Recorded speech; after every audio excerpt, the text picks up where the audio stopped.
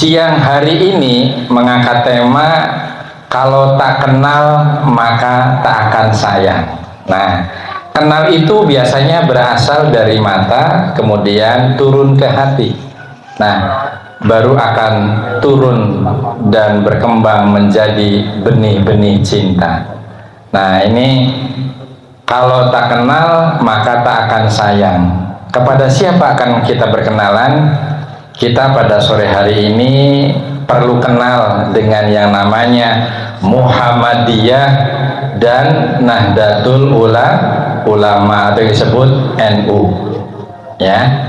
Karena dua ormas besar ini ternyata terlahir atau dilahirkan di bumi Indonesia ini sama-sama punya kompetensi, punya keahlian, punya ciri, dan punya cara bagaimana berdakwah Islam supaya masyarakat kita itu betul-betul menganut Islam secara kafah, secara sempurna, secara paripurna, tidak setengah-setengah. Maka sering ada yang kadang-kadang karena sibuk, karena mungkin tidak punya waktu, karena mungkin lebih merasa paling tahu, kadang-kadang ada pernyataan-pernyataan yang kesannya ringan, tetapi ini adalah sebuah kesombongan yang nyata. Apa itu? Ya, saya mah teu Muhammadiyah, saya mah teu NU, nu penting Islam. Gagahan ini orang yang seperti ini. Ya, karena apa? Islam turun ke dunia itu oleh Allah melalui malaikat Jibril dan syariatnya diteruskan kepada Nabiullah Muhammad Shallallahu Alaihi Wasallam. Ini sangat kompleks, sangat luas. Ada yang baik di dunia ini, ada yang buruk, ada gelap, ada terang, ada bersih, ada yang kotor. Nah, kita kalau berupaya membersihkan lingkungan kita yang sangat kotor, apalagi memisahkan yang kotor dengan yang bersih, ini dibutuhkan sebuah upaya dan perjuangan yang sangat-sangat butuh gotong royong. Nah, lamun cek orang Sunda mah sok aya lagu nya, sapu nyere pegat simpai, ya. Lamun sapu nyere yang satu persatu atau diibaratkan orang per orang dikumpulkan dalam jumlah yang banyak menjadi sebuah organisasi, kemudian diikat oleh simpul, oleh tali, yaitu talinya apa? Tali Allah, ya.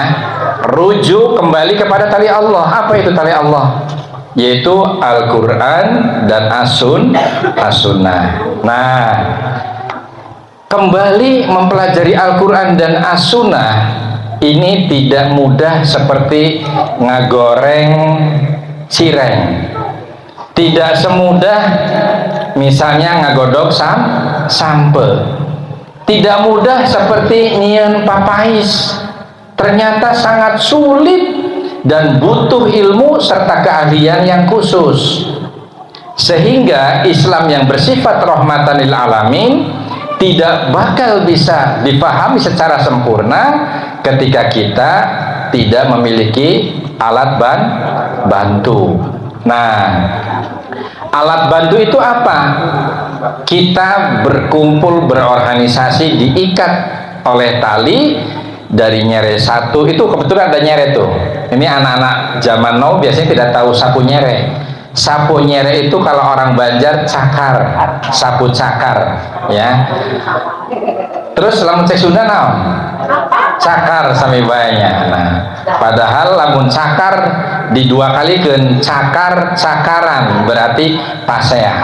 Nah, pakoet-koet. Nah, ini yang namanya sapu nyere itu kalau seperti yang nyelendeh dina tembok, diikat yang begitu banyak oleh salah satu tali, yang tali itu datangnya dari siapa? Dari Allah Subhanahu wa Ta'ala, kemudian diaplikasikan untuk membersihkan sesuatu yang kotor, memisahkan yang bersih dengan yang kotor, menjadi ikatan yang kuat dan kokoh, jadilah sebuah seperti perumpamaan ini organisasi. Lah orang cerita geus dua behelanya di Indonesia itu ormas yang paling besar itu adalah Muhammadiyah dan NU.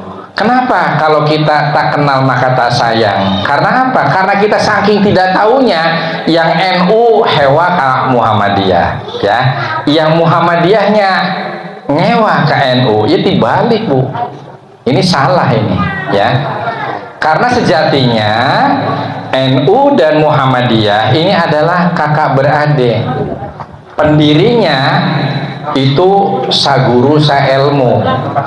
Nah, padahal yang namanya saguru sailmu, tukang sulap ge lamun rek jajar jualan di pasar sok aya mukodimah anu ngaraos saguru sailmu tulung ulah saling salib, ulah saling ngaganggu. Nah, begitupun mestinya yang terjadi di dalam ormas Islam yang merupakan kakak beradik. Nah, supaya kita kenal, ayo Ibu, apakah kita pengen kenalan dengan Muhammadiyah? Kira-kira pengen kenal nggak?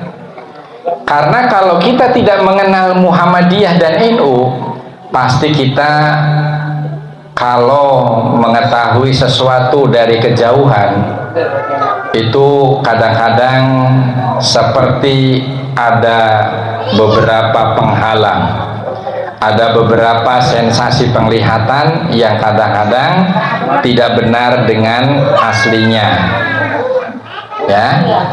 Satu contoh, kita ambil kenalan dulu dengan Muhammadiyah.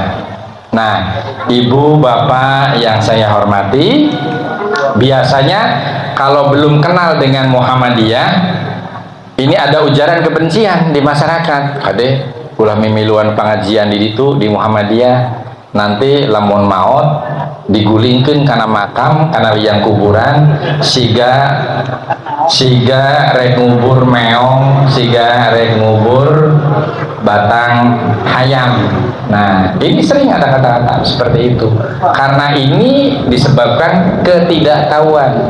Maklum yang tidak tahu mah kadang-kadang ibarat seperti orang buta jalan di malam hari, geus buta di malam hari pisan, ya. Kadang-kadang dituduhkeun jalan bener gen, itu urang mah biasana ka dieu. Nah, yang nuntunnya karena malam ini ibaratnya ya, tidak tahu pisan, ya sudah, semakin tidak tahu dan tidak paham. Mangga Bapak Wilujeng Sumping, ahlan wa sahlan bihudurikum, sesepuh orang sadaya, ya alhamdulillah, saksi sejarah yang menjadi pendiri Muhammadiyah di Kecamatan Banjarharjo dan salah satu tokoh pejuang pencerahan di bidang digital, ya. Kemarin dapat penghargaan pada saat Musab Muhammadiyah di Saung Milenial. Beliau adalah orang sepuh tetapi masih menjadi pemerhati dakwah Islam melalui digitalisasi, melalui internet. Sampai pagi hari ini sudah 1.500-an chattingnya Pak Slamet di bidang dakwah, tentang dakwah gitu ya. Kalau masuk di grup Muhammadiyah cabang Banjarharjo itu sangat bermanfaat. Ngiriman pibekelen akhirat, isinya bagus-bagus semua, tidak ada yang hoak, tidak ada yang saling menggunjing. Semoga beliau panjang umur dan terus bersemangat berbagi dakwah lewat sosial media, amin ya rabbal alamin. Lanjut ya, kita kenalan dulu dengan Muhammadiyah. Ini ibu bapak, punten mohon dicatat bagi orang-orang yang pengajiannya pengen mempunyai bekal. Yang punya handphone boleh dicatat di handphone, ditulis gitu ya. Apa sih yang namanya Muhammadiyah? Muhammadiyah ini adalah definisinya atau artinya dakwah Islam, amar ma'ruf, nahi mungkar, yang berasaskan kepada Al-Quran dan As-Sunnah, kemudian dipermudah, diperjelas oleh putusan oleh hasil syuro, yaitu putusan tarjih Muhammadiyah.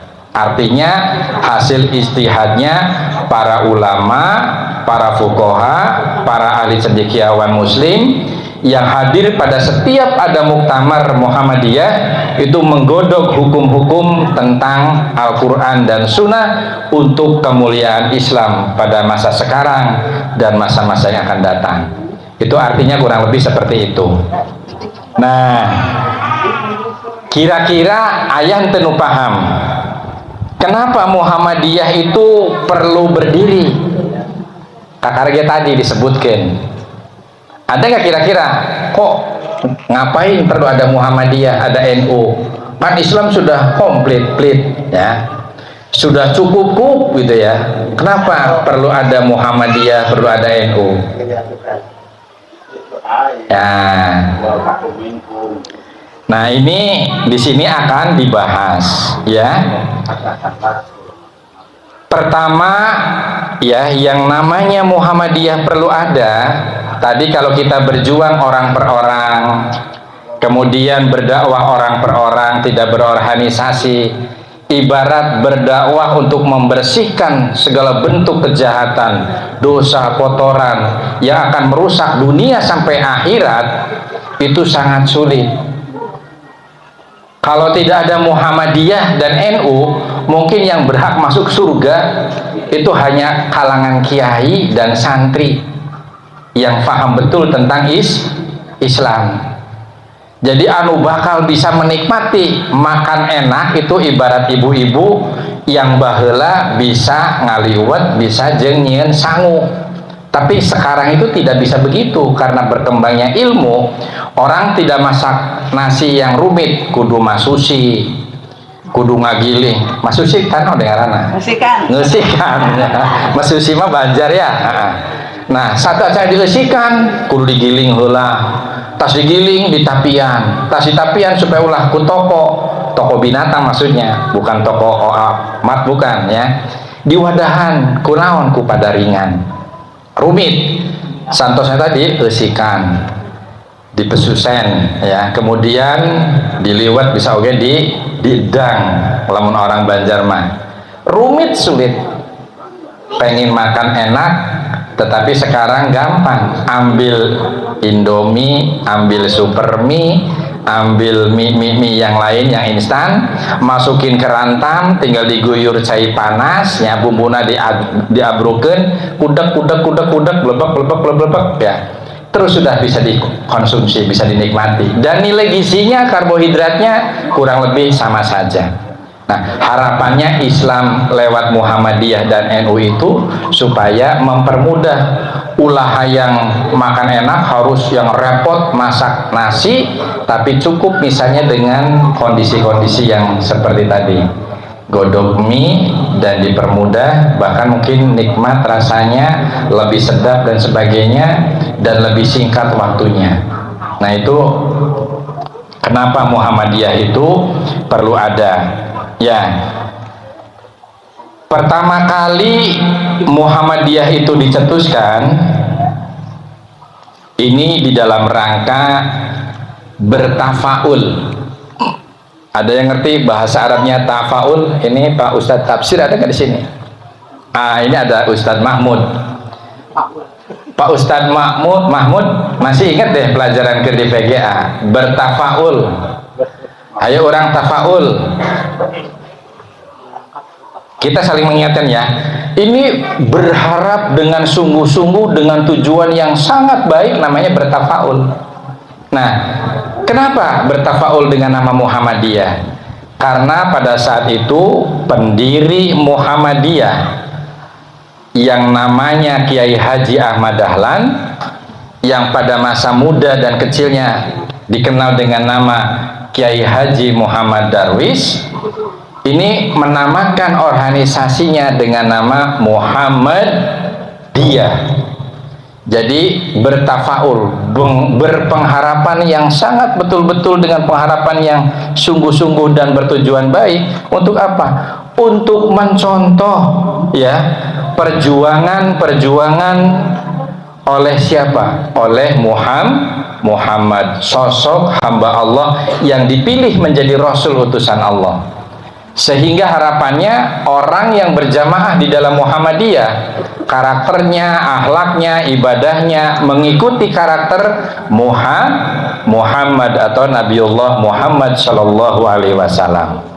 Karena Muhammad iyah itu adalah pengikut, bertafaul, berharap dengan sungguh-sungguh dengan tujuan yang sangat baik, mencontoh Rasul. Nah, ini diilhami oleh satu ayat di dalam Al-Quran. Mari kita buka di dalam Al-Quran, boleh?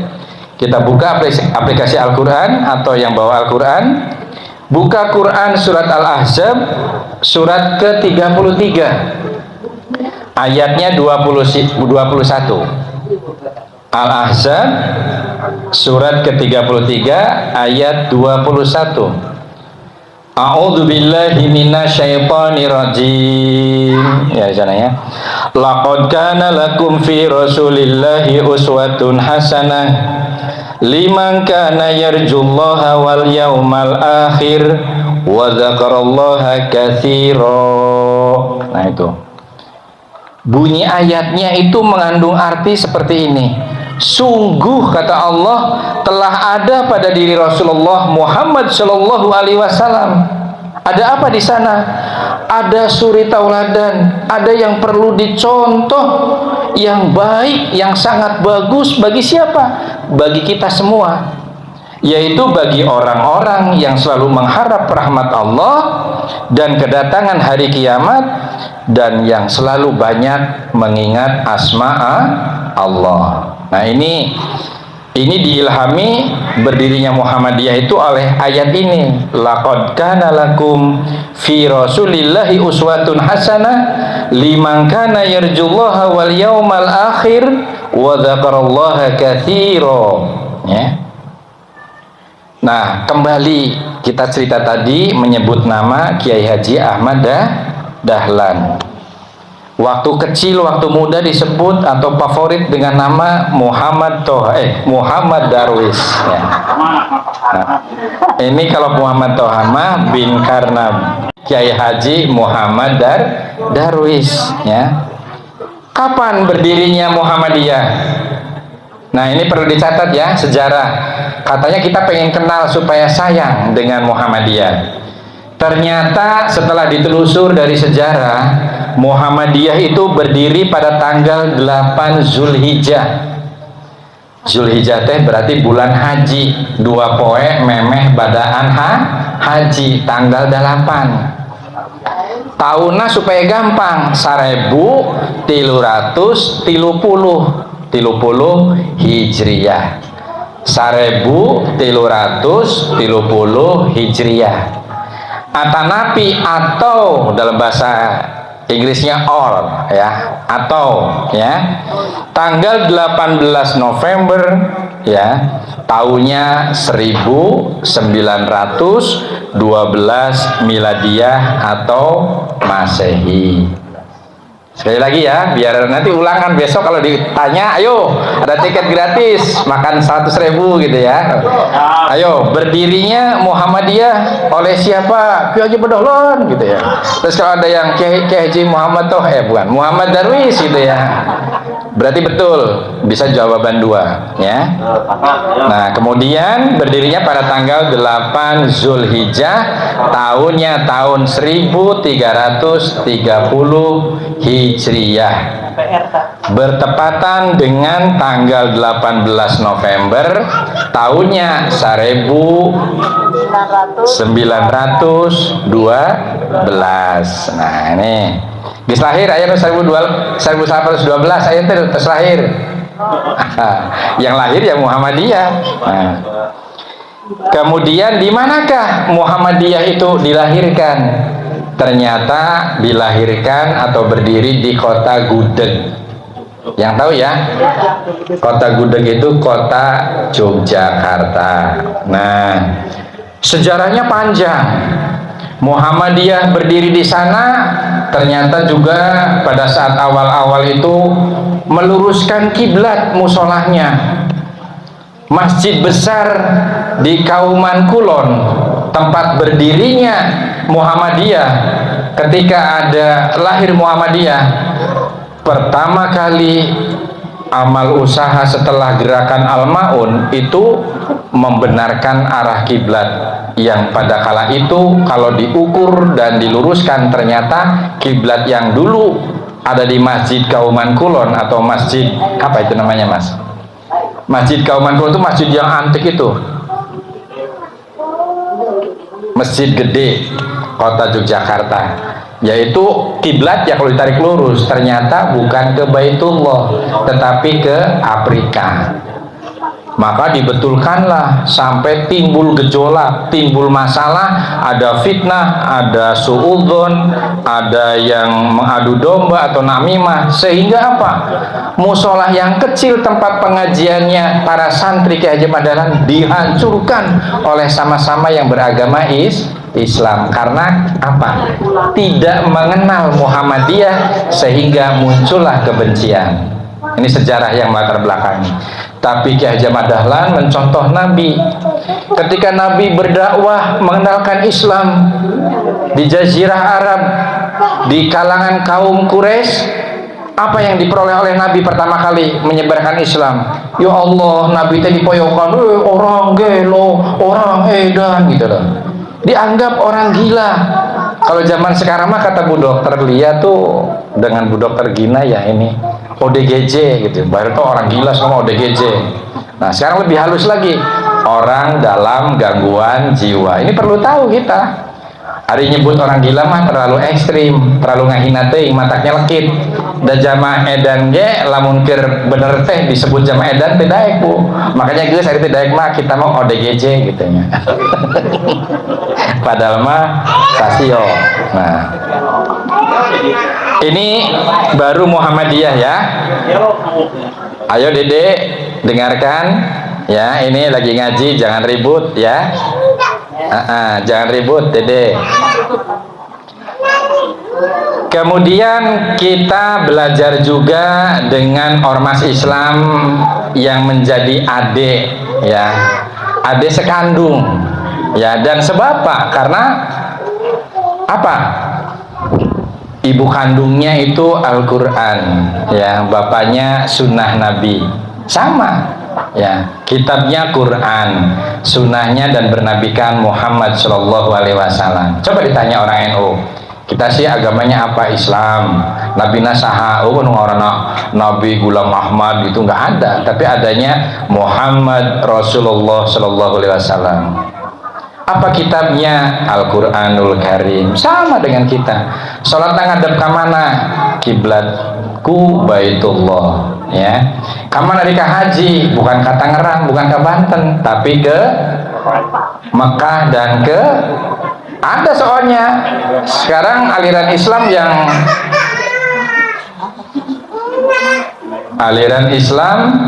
yang hajinya kumpul cukup di Tangerang, balik sudah katanya fadilahnya sama, sudah seperti ibadah haji ini ya. Nah, kita belajar tadi sudah mengenal singkat tentang Muhammadiyah. Sekarang NU.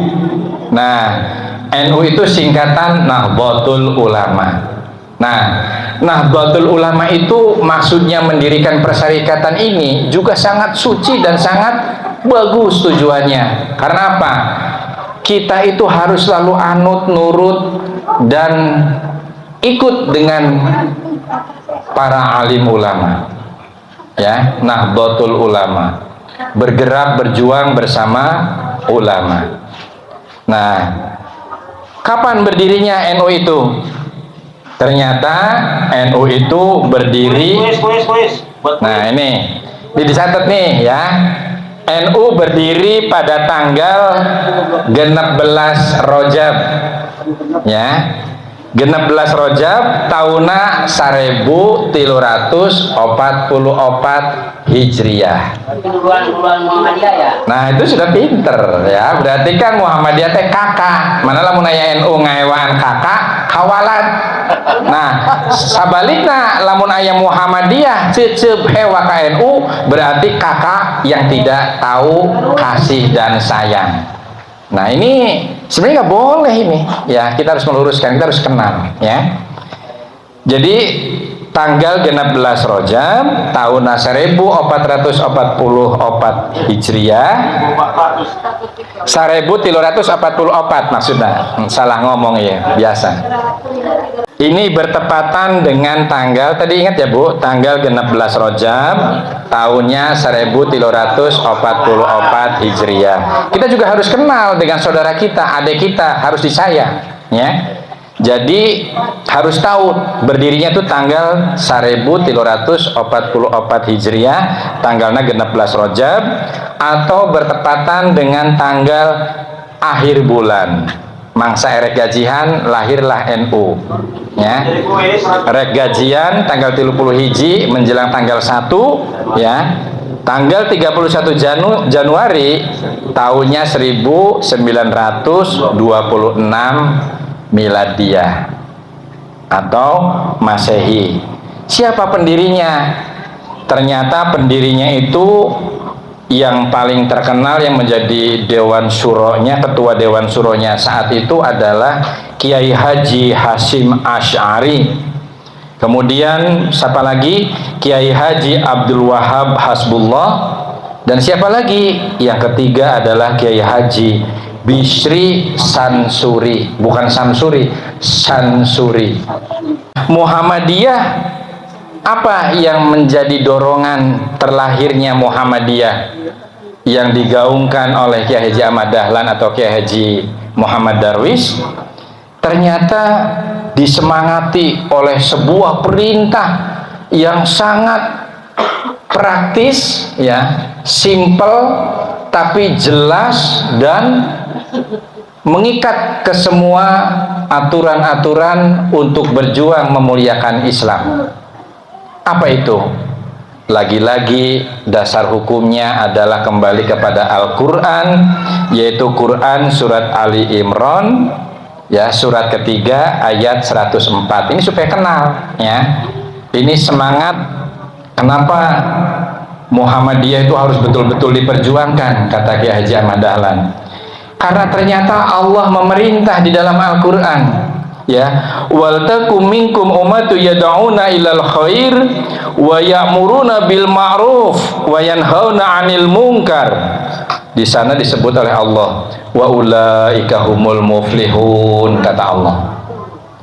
Ya. Jadi kita itu menjadi orang per orang, disuruh jadi kaya sapu nyereh. Jangan sendiri-sendiri berjuang untuk Islam. Cek jama Sunda atau napi paribasanya, ringan bareng dijinjing, abot berat bareng ditanggung atau dipikul.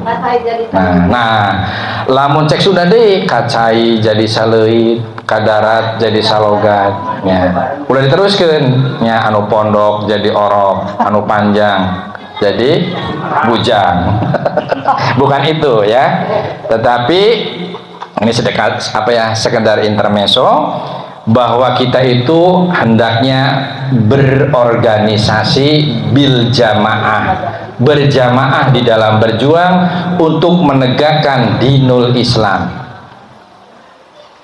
Kayak yang protes, kenapa ulah Muhammadiyah be supaya iya NU be kan geus ulah ya Muhammadiyah gitu teh. Nah, ada NU, ada Muhammadiyah, terus nanti ada adik-adik yang lain, ada Persis, ada Al-Irsyad, ada Salafi, ada LDII gitu ya. Ternyata setelah kita kenali bersama, perbedaan organisasi itu bukan kudu siling tejeh, siling sogok, siling gesek, siling singgung, siling pukul, tetapi mari kita saling berangkulan, berbeda organisasi, tetapi kita berlomba-lomba di dalam menggapai sebuah kebajikan, atau yang disebut dalam agama Islam itu fastabiqul khairat. Jadi nanti pulang pengajian kita sudah tidak ada lagi zamannya, oh kamu mah Muhammadiyah, oh kamu mah NU. Sadulur kabeh, ya. Islam itu harus rukun. Hanya kan setiap orang kan ada cirinya, ya. Coba kalau ciri-ciri laki-laki dan perempuan beda enggak? lamun abdi make entrok pantes ente. Nah bisa gitu ya. Atau Bu Wahyu misalnya suruh pakai peci ini ya, kira-kira. Tapi makanya daster, makanya peci. Nah, mungkin kalau kemarin 17 Agustusan karnaval masih dianggap wajar. Tapi kalau hari-hari seperti itu, ini ada GJ baru nih, ya. Antara Muhammadiyah, antara NU, Persis, semuanya itu fungsinya berjalan dengan fungsinya masing-masing. Dengan ciri pemahaman yang berbeda-beda, itu biasanya terletak pada apa? Bukan pada sesuatu yang pokok. Sholatna 5 waktu, 17 rakaat. Sholat sunnahna insya Allah sama kalau kita berpegang teguh kepada Quran dengan sunnah. Adapun oknum-oknum di Muhammadiyah atau di NU dan seterusnya, kalau ditelusur ternyata ada amalan-amalan yang bertentangan dengan sunnah. Ternyata yang bermasalah bukan NU-nya, bukan Muhammadiyahnya, tetapi orangnya. Tapi kalau kita betul-betul ber-NU dan ber-Muhammadiyah secara baik, tetap berpegang teguh kepada tali Allah, yaitu Quran dan Sunnah. Hanya di dalam metode memahami Al-Quran dan Sunnah itu sulit. Coba kita ambil satu ayat, contoh yang gampang mungkin Pak Slamet ya. Para solihin, para mujahid, artinya gini, orang-orang yang soleh, orang-orang yang berjuang dan mati syahid itu sesungguhnya tidak mati, padahal benar-benar dia ketembak, dia kababat ku pedang, betul-betul berdarah-darah dan nyawanya hilang. Tapi Quran mengatakan sesungguhnya dia tidak meninggal, tidak mati, dia sesungguhnya hidup dan tetap mendapatkan rizki dari Allah. Coba itu kalau tidak diterjemahkan dengan bagus ya. Maka ada pemahaman yang keliru di kalangan umat Islam. Ini mohon contoh ya. Ada pemahaman yang seperti ini. Nabi saja pernah menceritakan, aku ini nabi sama seperti kalian. Yang membedakan dengan kalian, kata sahabat bertanya, samanya gimana Rasul? Kan Rasul mau pilihan Allah. Kami makan biasa-biasa saja. Sama. Aku makan, engkau makan. Aku tidur, engkau tidur. Aku punya cinta, kau juga punya cinta. Aku punya hasrat, kau juga punya hasrat. Hanya yang membedakan kau dan aku adalah saya mendapatkan wahyu. Aduh, orang keprok ya. Alhamdulillah, orang menang wahyu ya. Pak Toha menang wahyu, berarti sama dengan Muhammadiyah. Tapi bukan wahyu itu maksudnya, ya. Tapi wahyu ilahi yang merupakan kalamullah sebagai petunjuk hidup manusia. Ima tadi guyonan saja, jangan dicatat ya Bu. Wah Pak Toha berarti sama dengan Rasul, berarti ngaku Nabi. Wah, pulang dari sini saya sudah ditangkap oleh polisi. Bukan, ini mah kalau bahu guyon. Tapi kembali bahwa Nabi dengan kita sama. Nabiullah ini menjelaskan, aku wafat dan kamu pun diwafatkan. Bahkan dalam sebuah tareh, ini saya malah masih ingat Pak, zaman baheula ya. Seran tareh ini dari Pak Slamet ini yang menceritakan bahwa sahabat Umar bin Khattab ketika mendengar kabar berita duka, beliau itu sedang berdakwah di Ethiopia ya, di Kufah, betul ya Pak Slamet ya. Kemudian mendapat berita, ya Amirul Mukminin Umar bin Khattab, antum segera pulang, ada utusan dari ini. Kemudian Umar bin Khattab karena utusan dari Abu Bakar Siddiq itu wajahnya mengandung kecurigaan yang perlu dicurigai. Ada apa ini? Kok wajahnya tegang? Saya suruh pulang, padahal saya suruh berdakwah, suruh menyebarkan Islam di Kufah atau di Ethiopia. Nah, ternyata dibisiki, inna lillahi wa inna ilaihi raji'un, telah berpulang ke rahmat Allah ya. Siapa? Nabiullah Muhammad sallallahu alaihi wasallam. Bukan langsung sedih Umar bin Khattab, langsung serelek nyabut pedang. Siapa yang mengatakan Nabi itu wafat, ku tebas leherku. Saking tidak percayanya, karena melihat sosok Nabi itu adalah kekasih Allah yang sungguh luar biasa dan sempurna dari manusia-manusia yang lain, dan akalnya tidak bisa menjangkau masa Nabi yang dicintai oleh Allah akan mati begitu saja. Marahnya luar biasa. Kemudian dinasihati pelan-pelan, ya. Kemudian pulanglah, dan di sana dibisiki oleh Abu Bakar As-Siddiq, Nabi berwasiat, kamu pun akan diwafatkan seperti aku diwafatkan sekarang, ya. Nah, inilah gambaran orang soleh saja meninggal dunia, apalagi orang nu loba dosa dan loba kekurangan. Melanjutkan, ya, mengapa perlu berdiri Muhammadiyah? Ini tadi merupakan sebuah alat organisasi untuk memperjuangkan agama. Sama kita membersihkan, kayak kita kalau pakai lidi satu kan nggak bersih-bersih, ya. Sehingga kita perlu dijadikanlah satu kesatuan sapu lidi yang jumlahnya banyak, kemudian diikat, dan kita menjadikan alat tersebut untuk membersihkan. Nah, kaidah usul fikihnya ini saya sampaikan. Dulu saya pernah belajar kaidah usul fikih. Ini ada kaidah seperti ini. Ma la yatimul wajibu illa bihi fahuwa wajibun. Ada yang pernah mondok nggak di sini, ya? Ini dalam dunia usul fikih, ada usul fikih yang mengatakan demikian. Mala yatimul wajibu ila bihi fahuwa wajibun. Artinya begini, suatu kewajiban kita itu menegakkan dinul Islam di muka bumi ini supaya terus tegak sampai hari kiamat, ya. Ini artinya suatu kewajiban menegakkan dinul Islam tidak bakal selesai, ya, kalau kita berjuang hanya sendiri-sendiri. Tadi ada pernyataan atau ungkapan, oh Rama tuh Muhammadiyah tuh NU, nu penting Islam, waduh gagahan, Bu. Nah, ini ada sering kayak gini, saking tidak pahamnya ini, Bu. Maka pentingnya ngaji itu seperti ini, ya.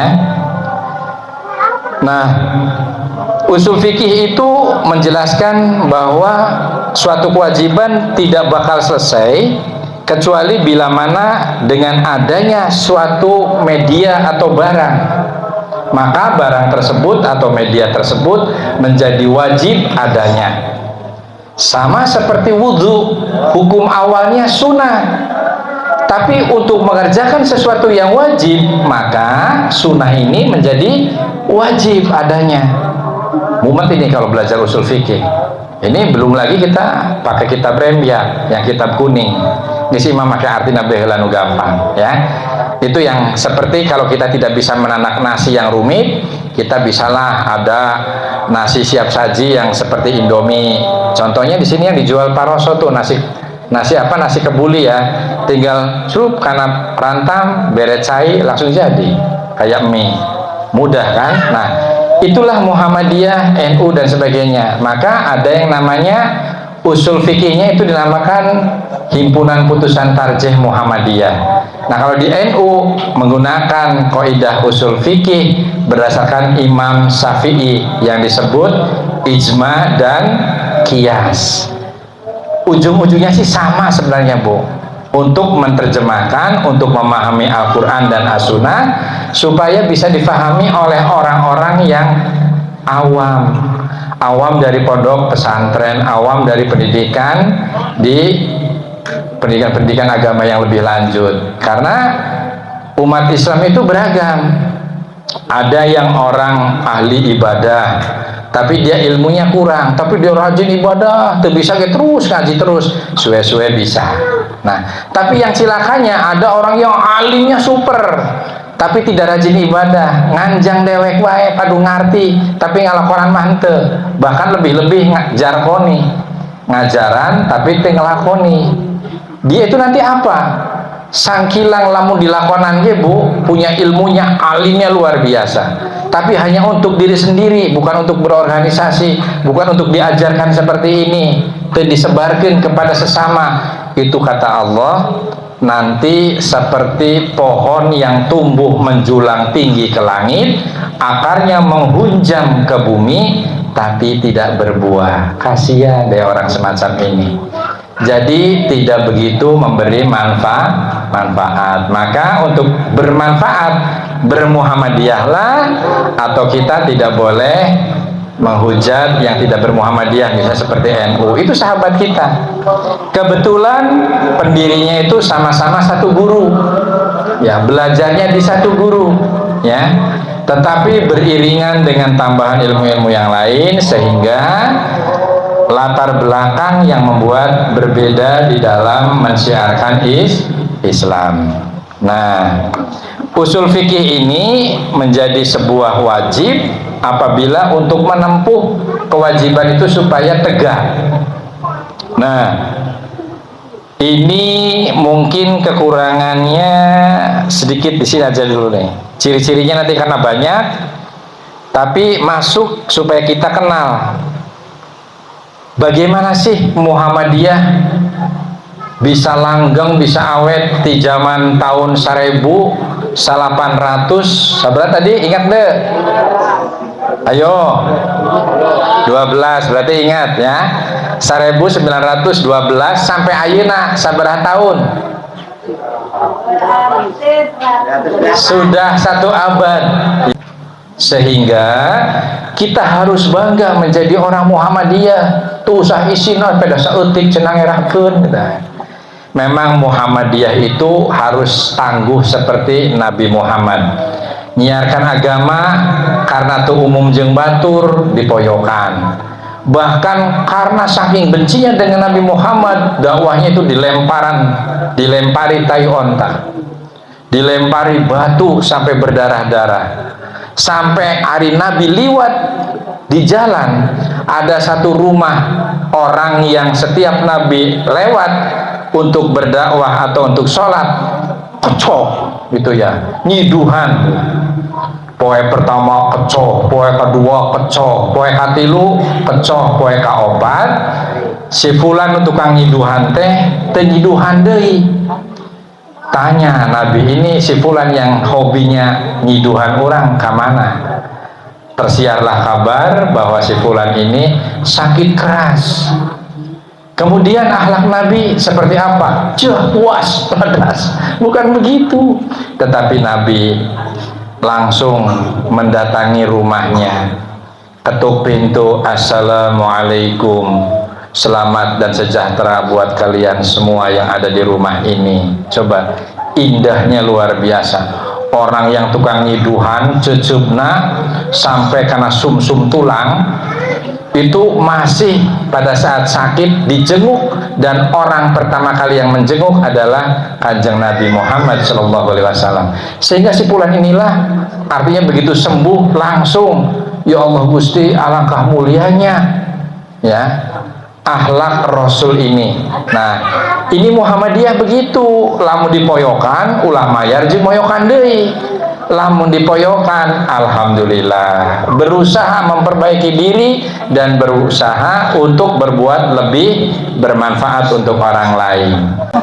Itu harusnya semangat bermuhammadiyah harus seperti itu. Namanya juga Muhammadiyah. Nah, untuk mencapai menjadi orang Muhammadiyah, ternyata ini menghasilkan tadi hasil putusan yang disebut HPT, hasil putusan Tarjih Muhammadiyah. Ini adalah pedoman atau petunjuk untuk bermuamalah dan beribadah kepada Allah sesuai dengan Quran dan Sunnah supaya gampang ya, lewat belajar Tarjih Muhammadiyah. Nah, nanti mungkin ke depan Mas Fatuddin mohon izin, nanti pengajian di ranting-ranting, nanti ranting Malahayu, ranting Banjar ini sekarang harus sering membumikan Islam. Untuk apa? Untuk memajukan bermuhammadiyah. Misalnya kalau ranting di Malahayu menjadi masyarakat Malahayu yang unggul berkemajuan. Untuk unggul berkemajuan, Islamnya seperti apa? Harus belajar agama. Mungkin nanti kita ngaji melalui hasil putusan Tarjih Muhammadiyah, supaya mudah memahami Al-Quran dan Sunnah yang begitu rumit bagi orang-orang yang awam. Nah, HPT ini ternyata ada yang menganggap remeh-temeh, Bu. Seakan-akan himpunan putusan tarjih itu tidak lengkap. Betul, saya mah mau pindah dari Muhammadiyah, saya pindah ke Salafi sajalah. Di sini tidak ada bab tentang misalnya bab tentang misalnya donor darah. Mana di HPT ada apa enggak? Nah, ini orang yang seperti ini belum terbiasa hidup bermuhammadiyah secara kafah.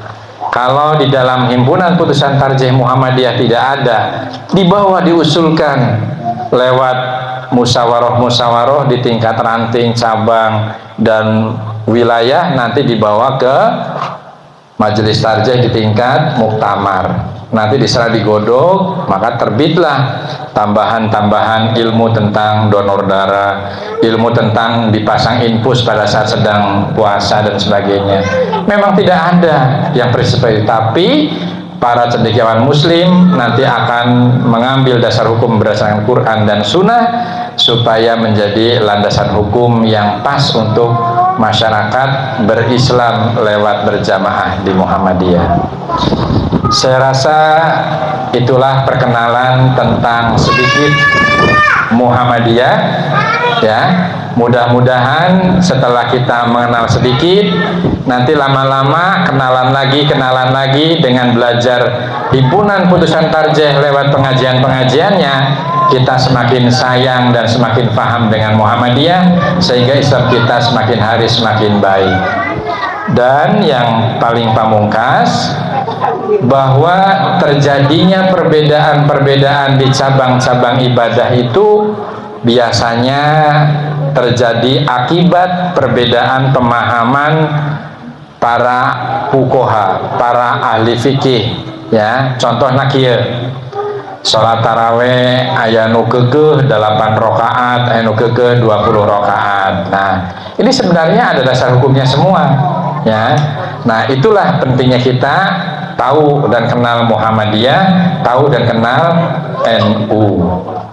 Saya rasa karena sudah dibatasi oleh waktu, kesepakatan bahwa pengajian di sini mulai dan dibatasi dengan adzan sholat asar. Sekian penyampaian dari saya, mudah-mudahan bermanfaat. Bila mana ada salah-salah di dalam menyampaikan, saya atas nama pribadi dan manusia biasa anu loba kakirangan, yang banyak dosa dan banyak salahnya, sekali lagi pada kesempatan yang baik ini mohon dengan tulus dimaafkan ya Bu, ya Pak. Karena ketika kita saling memaafkan dosa hakul adam dan kita bertobat, langsung Allah memaafkan dan menghapus dosa-dosa kita.